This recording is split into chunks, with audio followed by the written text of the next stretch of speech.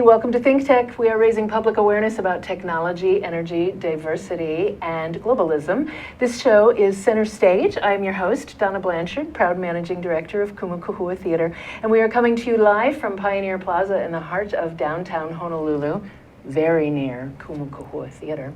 Speaking of the theater, our guest today is a fellow who is the producing artistic director of the 1 Minute Play Festival. This is a play festival that travels around the world. We're going to give you some more details about exactly how that works, but we are about to embark on this weekend the second annual Hawaii 1 Minute Play Festival. I'm so eloquent today. Thank God I can only have half of the conversation after I introduce you. So, Dominic D'Andrea. Hi. Thank you. Hello. Thank you very much for being here. Thanks for having me in person. Last year I was here on the old Skype. Yeah. Yeah. This is nice. This is much easier. It is.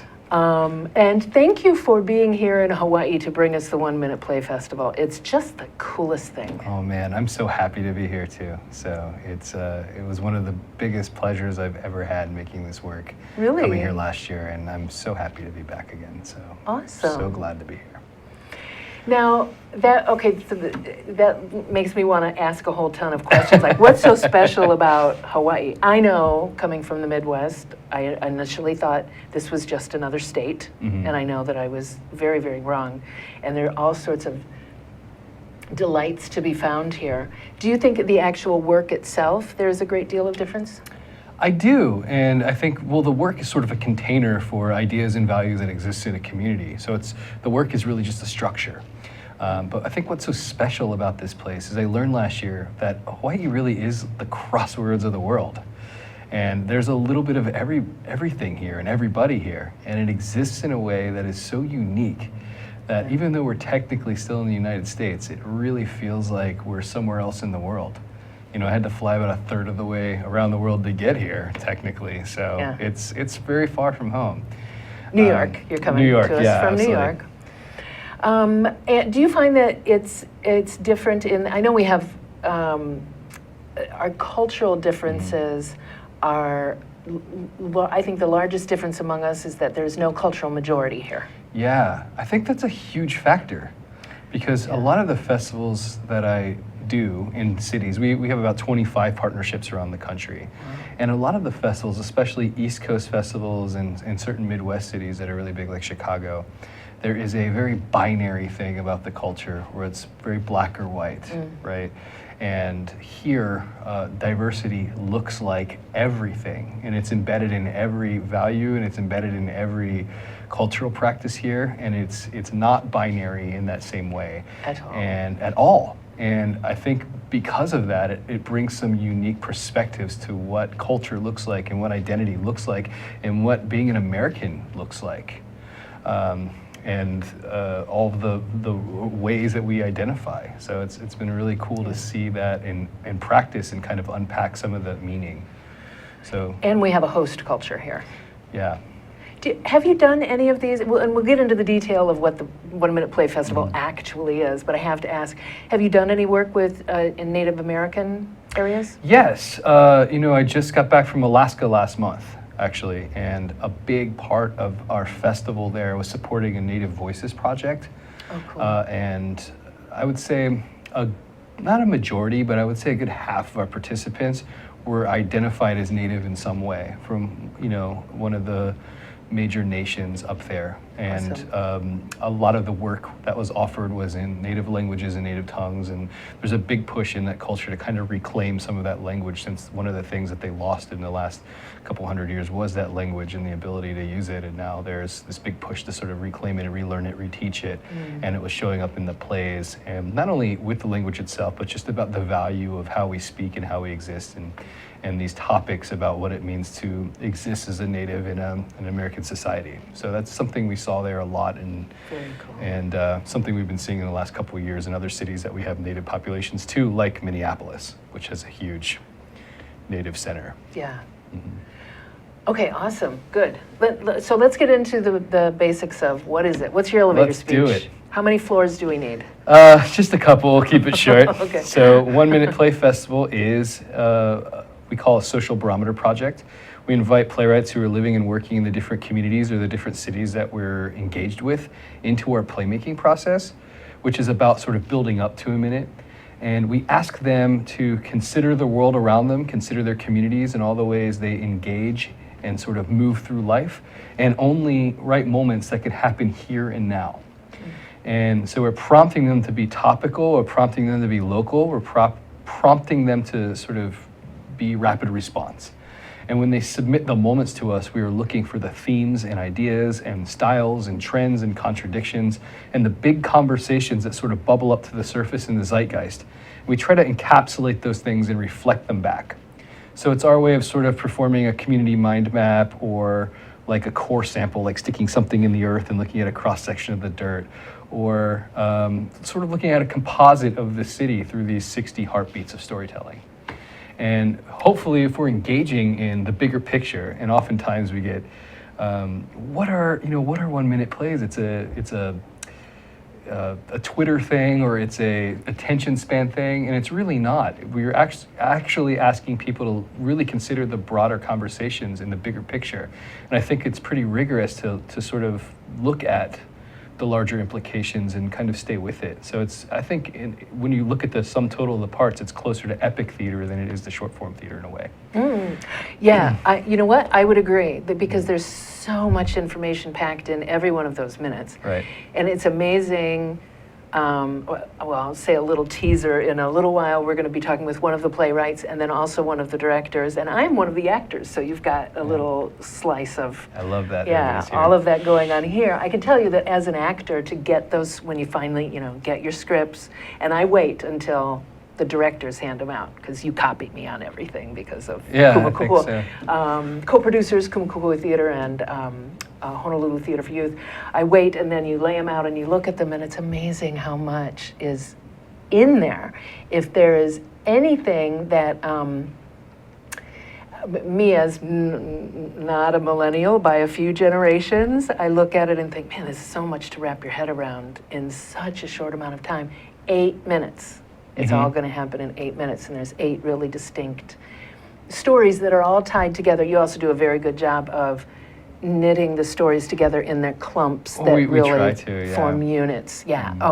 Units that look at those themes from several different angles and give you a really nice 360-degree. Well, yeah, that's what we're trying to do. Is if we see the conversation that sort of is starting to emerge in the work, we try to put those moments together that speak to that from different perspectives. So it's absolutely right.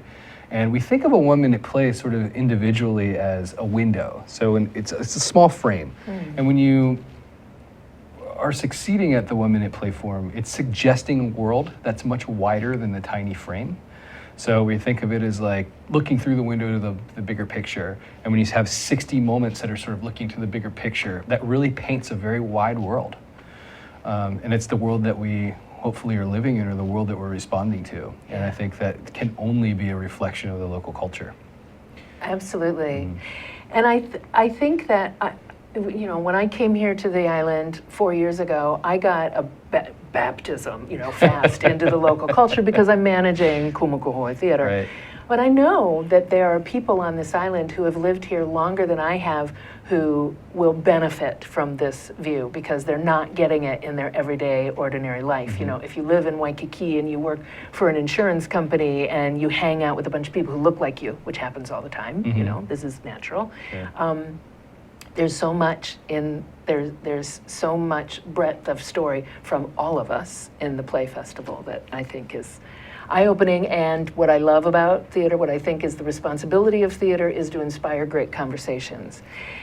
And this does that in spades. Yeah, and I think that so much of the work here that is so specifically local, it's hard. It's hard for us to look at something and not know what it means and have to ask the other question to figure it out. And the joy of putting this work together was this specific community has so many topics and ideas that are way off of my spectrum of experience that we had to do a lot of homework to try to get it right.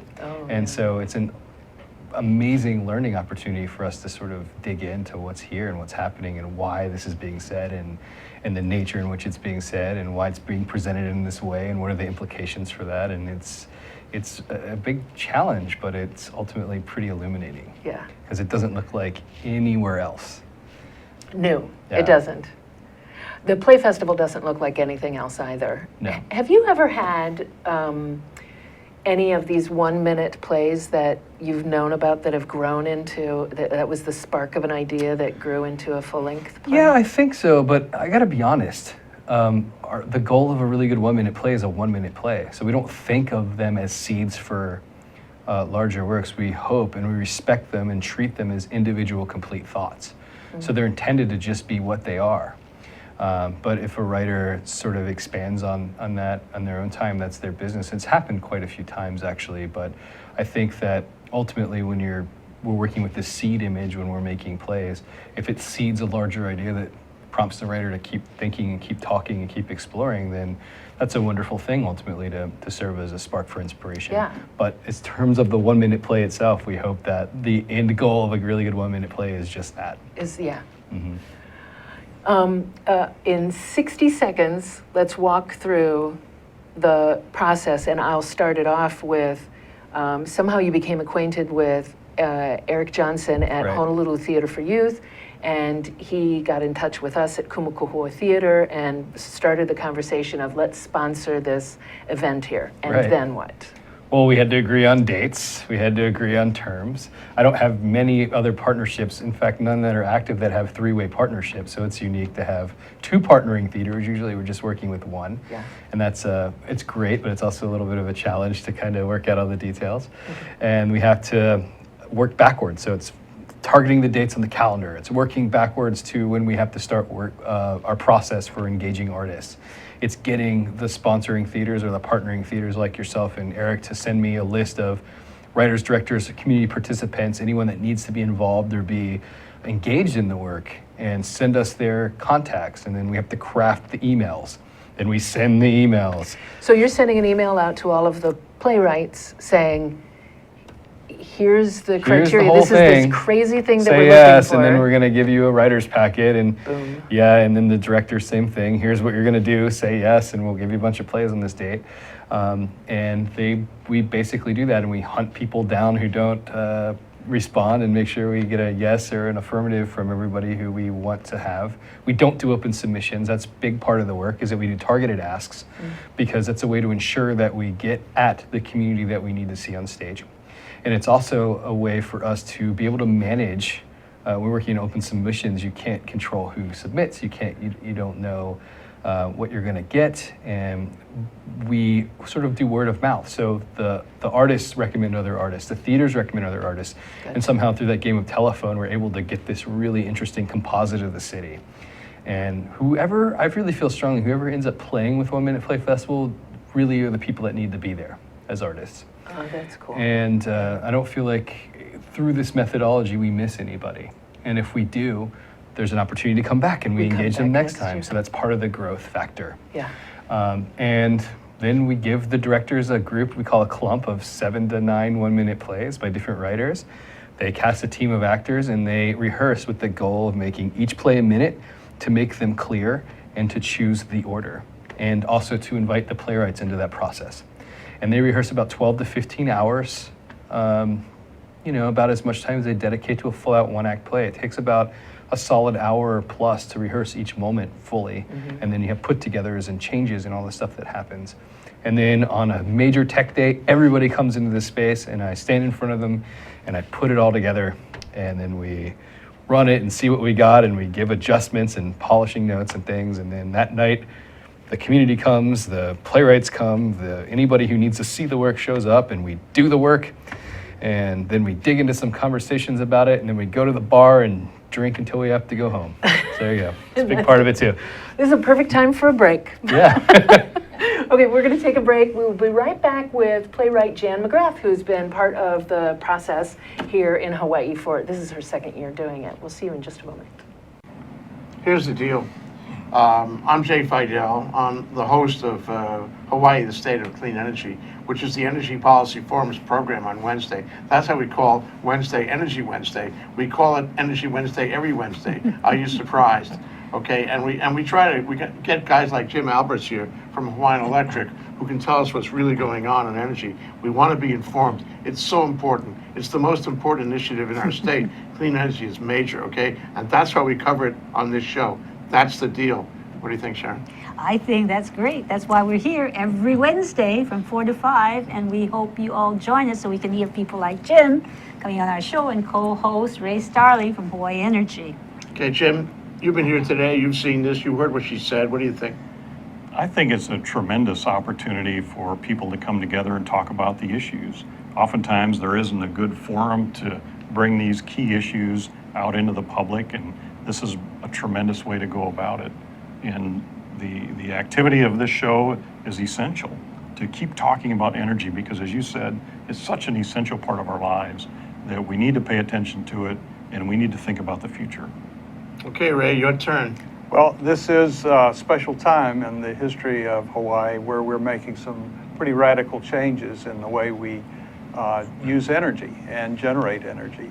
And this show is the one place you can count on coming to every Wednesday and hearing something about the latest issues that are on the table, being discussed, that will affect us all going forward. So come join us, and if you have some ideas you want to share with us about energy, give us a call and let us know. We'll put you up here and let you talk for an hour. So come see us. Thanks, Ray. Thanks, Sharon. Thanks, Jim. It's great to be, from Think Tech's point of view, it's great to have this show. We love the show. It's our most important show. So come around and listen to us 4 to 5 on Wednesday. Thanks a lot. Bye. Aloha. Aloha. Hi, we're back. We're live. This is Center Stage on the Think Tech Hawaii Digital Network. I am Donna Blanchard, your host of Center Stage, and I am here talking with Dominic D'Andrea of the 1 Minute Play Festival, and we've just brought in Jan McGrath, who is one of the playwrights in the festival. Welcome, Jan. Thank you. Thank you very much for joining us here and for being a part of the festival for your second year in a row. So let me ask you, since we just described the process, what did you think when you initially got that email a year ago? A year ago, I thought, oh, I don't do that. Really, I don't write one-act plays as a rule either. And I've never written a 10-minute play nor wanted to. And then I started toying with it, and I loved it. I mean, I just love the form. It is so fun to do. Oh. But even at that point, I had no idea about the process and what it would be like to see the whole thing put together. And it's like 3 whole forms. And I loved it. Yeah. I still love it. Did you actually, after you got that email, and it was a little bit like pulling teeth to get people to get on board the first year, but didn't all of the playwrights come back for the second year, Dom? I think so, and I don't remember it being pulling teeth as much as people just responded slowly. Well, getting people to look at it. I don't know who Dominic is. Yeah, I think that, I mean, obviously the first time we go somewhere, it's always a little bit of a challenge to announce who we are people. But, most communities that because we've been around so long, even if we haven't been there before, they kind of know who we are because we're out in the world and we have been for a long time. But this one, I don't think our work was on the radar yet. No, not at all. But this year, I think when we sent the ping out, people responded very immediately. It was super quick. Oh, good. I'll say that. Jan, did you actually go ahead and try to write a 1 minute play before you made up your mind to do it? Or did you say yes and then try? I think I tried to write one. One came rather easily, the other one a little less so. And in both years, I've written one funny one and one not more serious. So the funny one came easily. Oh, Yeah. nice. And probably because I was thinking in terms of the sort of old laugh-in form, which had those snapshot 1 minute plays, Yeah. if you will, too. And some of them have come, well, one of the ones this year is from an actual experience on the bus, and others from imagination, of course, Yeah. in the context of the community. Yeah. So, writing these 1 minute plays, did that make you want to write more 1-minute plays, or did that lead to something else artistically for Not you? really. I 2 love years the is form, enough? but 2 years, just about right. Yeah, and we sort of ask the participants, don't write until you get the packet, because we do send them specific prompts and specific frameworks. Oh, okay. And also, don't overwrite. Don't write more and submit to, because we can only handle processing to. But we also feel like, if you're really being rigorous with the work that you're investing in those 2 moments, like 2's enough. Yes. They're hard. Yeah. They're not hard. easy. They're easy to make mediocre. They're hard to make really good. That's right. So, And that's kind of where the director comes into the play, too. yeah. Yeah, there's I would imagine it's like telling a good story, to take that story and get it down to, my average story lasts 20 minutes at least, if I'm going to tell a story. So to get that down to 1 minute, you think, okay, brevity is the soul of wit. It should be good to get it, you bring in only the best of the best. Is that how it worked for you? Did you start out large and then trim the I whole don't. way? I think other writers may, but mine were the right size right away for the story. You still have to pare and trim and do the usual revising, but no, the size was just right for the story. I think part of the writing process for 1 Minute Play Festival, our methodology, is about working with the seed and building up. So there's an assumption that a 1 minute play is about distillation. It's about paring down. But actually, we're asking people to throw away that notion completely. We're asking them to start with a core seed, an idea, an image, a word, a tableau, an exchange, or some kind of feeling that's the core of it, and only build up to include what's necessary and not overdo it. So by building up, by using a seed and planting it to grow to that size, you're actually sort of exploding out, which is a more productive way to think about birthing an idea than to take something and kind of chop it to bits. So I think it's a really important mental space to be in, that we're growing rather than chopping. Rather than chopping. Can we talk about what the prompts were this year?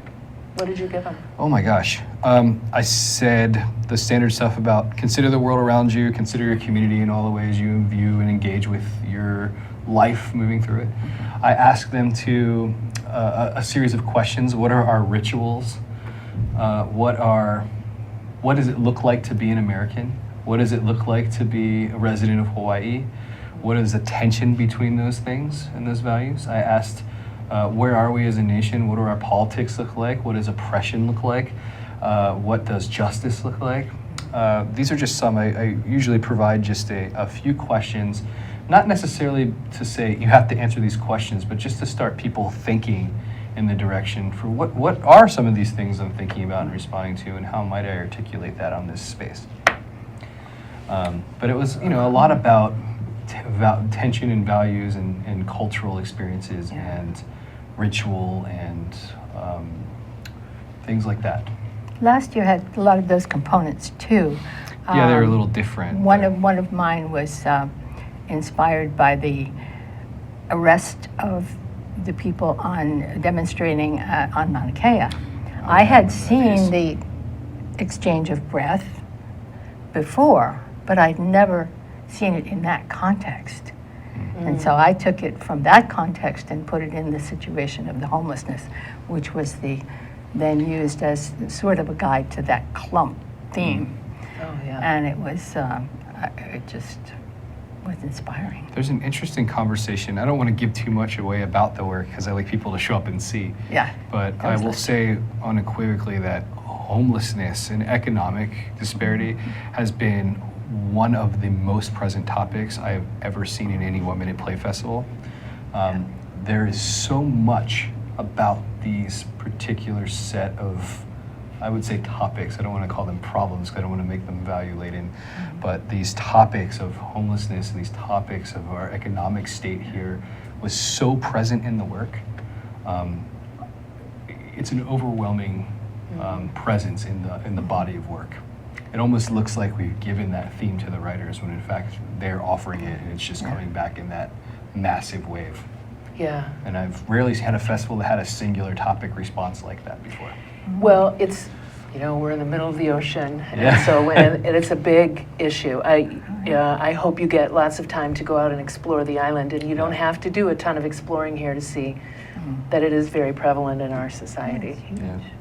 And it's good that it comes out. It's good that we talk about these things. It's good that we have an opportunity to, you know, my feeling is that once you know someone's story, nobody wakes up and says, I'm going to bother people. I'm going to be a villain today. They wake up and they deal with their set of circumstances, and they all just want to be loved and safe like the rest of us. So when we get an opportunity to see that story from a different angle, and I think sometimes when I've done writing exercises before that are, you get a prompt and then 7 minutes to write a short piece, and it makes stuff come out because you cannot filter. At that. So I think that might be a little bit of what happens with the 1 Minute Play Festival as well. Yeah, they don't have 7 minutes. They have a couple weeks, but they do have that framing of respond to what's happening now. So hopefully, if they're engaging in those ideas, they're jogging some of that in a way, and I think it shows. So I feel like what I saw in the festival last year was I saw a lot of raw stuff that was. There was a lot of warmth. I got to be a part of one of your pieces last year that was really, really moving. That was The Arrest, Yeah, that was The Arrest. It was a beautiful piece. There was a lot of warm, fuzzy, funny stuff, but then there was an awful lot of like slap in the face, and then we tra-la-la, we move on to something a little lighter. And that's the job of the directors, is to piece those things together to make sure that flow is working. And if you don't have both on a single subject, the incisive as well as the funny, you're missing a whole aspect of a life. Yeah. So that's important. The humanness of it. There's always laughter through tears. yeah. Okay, we're going to take our second break. Jen, thank Great. you very much for being Thank here. you so much. I really It was lovely to appreciate be it. here. Just do a little drive-by appearance on center stage. Our next drive-by is going to be Lorena O'Malley. She is one of the directors of the festival. There's the camera that's on. She's one of the directors of the festival and was my director last year, so I got an opportunity to work with her. She's going to be with us in just a moment. After the break, please stay put. Hi, I'm Ethan Allen, host of Likeable Science on Think Tech Hawaii. Come join us every Friday at 2 p.m. when I interview interesting scientists about what they do, why they do it, and why we should all care about it. It's a lot of fun to see. And you can learn interesting stuff. You'll hear all kinds of fascinating science, and we know you'll have a great time. Hope to see you then. Bye-bye. Aloha, my name is Kirsten Baumgart-Turner, and I'm the host of Sustainable Hawaii at thinktechhawaii.com. We air live on the internet and also on Oceanic Channel 16. I'd invite you to come for a fresh new show every Tuesday from 12 to 1 o'clock. I try to bring on guests that give us a different viewpoint on aspects of sustainability in Hawaii, as well as trying to unpack some of the difficult concepts of measuring and achieving sustainability, particularly with regard to sustainable economic growth and prosperity in Hawaii. Please join us every Tuesday from 12 to 1 p.m. Mahalo, aloha. Aloha, welcome to Think Tech Hawaii. My name is Josh Green. I'm the host of a program called Healthcare in Hawaii. I'm a physician. I work in the emergency department on the Big Island. I also serve in the state senate, which, please don't hold that against me, doesn't detract from my television program. We speak about all the big healthcare issues in the state. We get together on Tuesdays from 2 o'clock till 3 o'clock in the afternoon, and we try to talk about the most important issues in healthcare. This is a terrific venue for people to learn about healthcare. There are many programs on this station. We broadcast it later, not just on the internet, but also on OC16. Thanks for joining us. Please be informed healthcare consumers. Okay, thank you. Hi, we're back, and we're really live. This is Center Stage on the Think Tech Hawaii Digital Network. Someone's tweeted. I was just trying to get to the tweet. If that's you, just hang in there. I'm going to look shortly. We are talking with Dominic D'Andrea, who is the producing artistic director of the 1 Minute Play Festival, and we've also brought in Lorena O'Malley, who is one of the directors for this year and was also last year. Welcome, Lorena. Thank you. Nice to be here. Thank you for joining us. So you have an interesting perspective because your husband is one of the writers. Right. He's written for the pieces. And then you get to come in. Have you directed or are you directing one of his pieces? No. I don't think know that's why a good Dominic thing. didn't do that, but I do know why. I wonder why. We actually, Sean and I collaborate really well together, so it would be fine to do that. But it's good. It's good for me to just work with other writers. And Yeah. It wasn't actually purposeful. Then. Oh, I just don't think that that's how the chips fell. I don't think people be opposed to that. I think it's really good. I don't write. I don't write plays, but if I think that it would be exciting to see the discovery process, that someone else goes through with my piece, and I think it's probably very likely that the directors find something, and the directors find something in the work the writer didn't even recognize was a component, or as strong a component as it might be. Yeah. So I think it's nice that if it ever does happen that you're directing one of his pieces, you shouldn't talk about it. Oh, we would talk about it. But I've had to, it's interesting, you'd think with a very short play that they would be quite clear, but I've had to, I think with every playwright this round, I've had to ask them little questions. What are you thinking about here? What if we did it this way? Does that accord with the way that you're thinking? And I asked each playwright to either come in person or to just write us a little paragraph about why they wrote the play, what were their intentions, what was their vision, so we can make sure to honor that. I know that's the whole point, is really to focus on the work.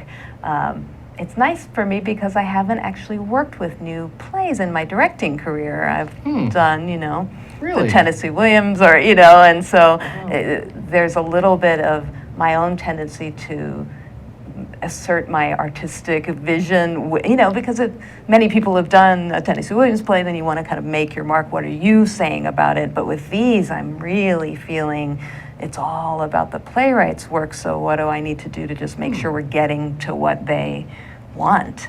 Yeah. So it's nice. Thank you for that Fascinating. opportunity. Well, I'm glad that that's an opportunity, Yeah. but I had no idea that that was Yeah. your experience. Yeah. So It's fun. that's really cool. And I love hearing you describe your process, because one of the things that's so amazing about this is everybody's going to have a different sort of framing process for how they do it, and asking playwrights to sort of explain themselves is one way. that's really cool to hear that you sort of held them accountable for their ideas in that way, in a really kind of direct way, which I think is really fascinating to hear, because I've never heard anyone kind of take that approach before. Yeah, But and one of our playwrights this round, Dan Aoki, is on Yeah. the Big Island, so she'll come Yeah. for the performance, but she couldn't come to rehearsal.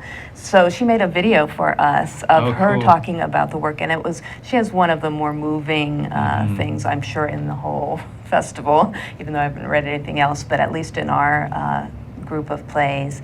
And so to hear her talk about why she wrote it that way. And then we had an interesting experience with it. I won't give away what it's about, but we knew that to really get at the emotion of this, that we couldn't just quickly rehearse it as if it was a 1-minute thing. So I just let the actors a couple nights ago just take however much time it would really take in life. So I think it took us about 10 or 15 minutes for them to really experience what was happening in this moment for those characters.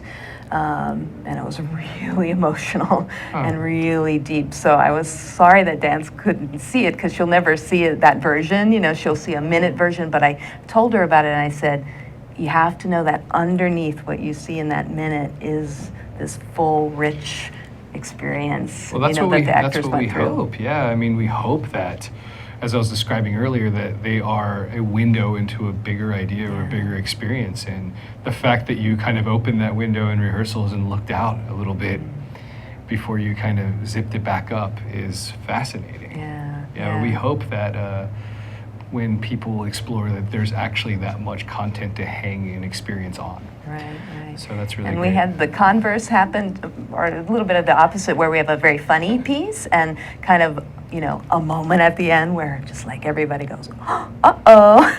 And then so last night I said, all right, keep going, just so they could see, the actors could see what would happen next. What they have to deal with, the consequences of what they've learned, and kind of improvise. So that was just kind of fun for us to dig deeper into the characters to see what happens next after this moment. If we had a second minute. Right. That's very cool. Yeah, and sometimes they're fascinating because you'll think they'll take a whole minute, and they can take like 8, 10 seconds. It's like one thing happens, another thing happens, the end. The end. And sometimes that's just the way it goes. So there's no one way to do it.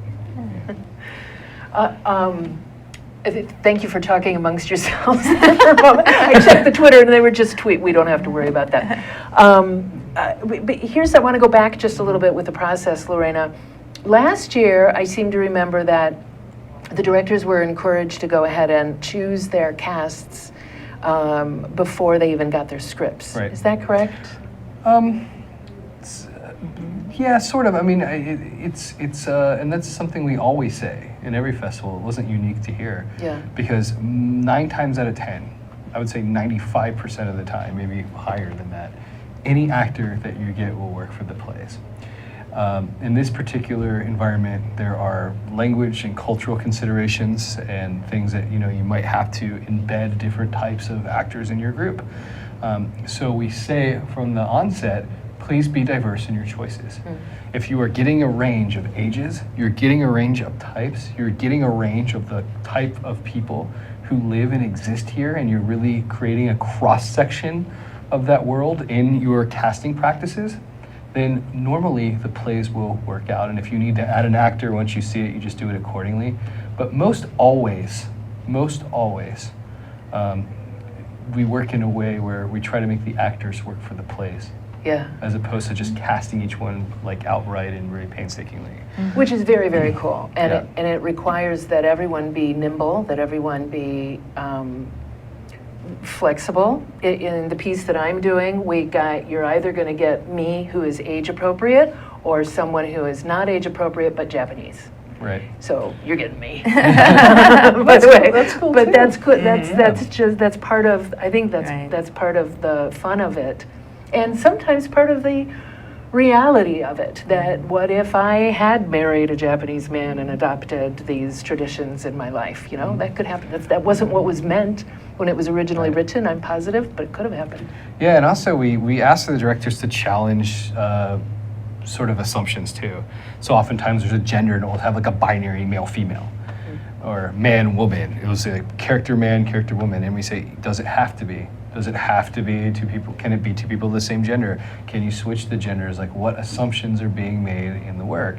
And how can the group of people that you assemble to engage with these plays, how can they maybe turn some of that on their head or crack some of that open in a way that is meaningful? So maybe you're doing a play where you're married to a Japanese woman. It's possible. Yeah. And this is the kind of things that we hope challenge some of our thinking and also challenge the playwrights to really define their values and their intent as well in the process of doing that. Yeah, I think it does. It's a really wonderful experience to work on this as an actor, and as the administrator, also one of the administrators of the event, it would be a lot easier for me to not get involved. And this year I was like, oh God, you're crazy. It's grant season, but there's no way I was not going to be. There's no way I was not going to be involved in it. I didn't know you were in it until I saw the cast list, and I was like, whoa.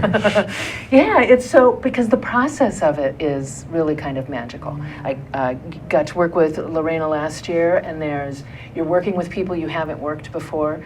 You are forced to think about these things very quickly and solve problems and be inventive and play and then go into, let's talk some more about the actual Saturday. Let's talk about what happens on Saturday, because it is an amazing exercise, I think, for all of us, and not just in patience, but in problem solving. So let's ask Lorena what your thoughts are about how that day happens. The thing is, he's just got it down, and the most brilliant thing he does, and this is like a brilliant teacher would do too, he says, don't ask me any questions. Oh yeah, I do say that. It's so smart because, he's right. It'll all get figured out, but we are all just sitting there with a million questions, right? So that would just take forever. So that's really we've smart. actually tried that. It literally adds hours to the day, because if we all of a sudden give everybody agency to come up to me or anyone else running the room, we have to stop and honor every question. If we're saying we're going to honor questions, we have to honor all of the questions. Oh yeah, no, it's brilliant. And it takes hours. So we just sort of say to people, hey, please trust us, move through the process with us. I promise that in the process of doing this work, everything you will need to know will be answered, And if somehow at the end there's still a magical burning question that you have, tell your directors. Your director will tell us, and then at call time or when we're all assembled, we will disseminate that information or the answer to that question down to everybody as opposed to popping it off to a million people. Yes, so that's good. And, you know, Dominic is just fixing things that might not work if someone's misunderstood and thinks they can act out in the auditorium or some other things. He's just going to kind of gently fix those problems. I anticipate it'll go much smoother this year because my impression was some of the groups just really weren't quite prepared for how streamlined it was all going to have to be, and so now they'll know that, and it's just going to work really well. We don't let anyone fall down. Yeah. So we build some time in at the end to look at adjustments, which is part of the thing. And I think over this past year, especially of doing it, I've learned, for my part as the kind of guy running that process, don't shortchange the revision process at the end. There's this thing that once we've gotten through the day, it's over, and then if we have notes or something that we have to we feel this pressure to quickly rush through them, and I have taken that pressure to rush off of it and say, if this group needs this time, this is the time we take. We have it built in. We'll take it because it ultimately only makes the work better. And what are we doing if not trying to be really rigorous and use our time well? And we're trying to, at the end of the day, set everybody up for success. Set the playwrights up for success. And it's an interesting cohort because not every writer in this group is a professional writer. Some are playwrights of a long tradition of history and collaboration. Some are new. And we can't honor those voices differently. We honor them all the same. So wherever they are in their creative development, we try to uplift them and set them up to say whatever it is they're trying to say to the best of our ability and to the best of their ability. And that only happens if we take the time to really honor each voice. And it really does work. I'm sorry that I have to wrap up. I'm enjoying the conversation. So thank you both very much for being here. And I'll let you know that the 1 Minute Play Festival will take place at Tenney Theater. You can find information on the Kumukuhua website, kumukuhua.org. You can also find all kinds of information on Facebook if you look for hashtag 1MPF, 1 Minute Play Festival. I would like to thank a few people here in the studio other than our guests. Thanks, Jan, also for being here. Thank you again. I would like to thank Rich Prepus, who is normally our floor manager, but he's in the booth training today. Thank you, Rich. And thank you also to Zuri Bender, who is usually in my ear. She's our studio overlord, but Rich has been in there today. It's been a little different for me to have a man's voice in my ear. Thank you very much for being here. We'll be back next week talking to playwright Susan Soon-Hee Stanton, who's visiting us from New York. We'll see you then. Bye.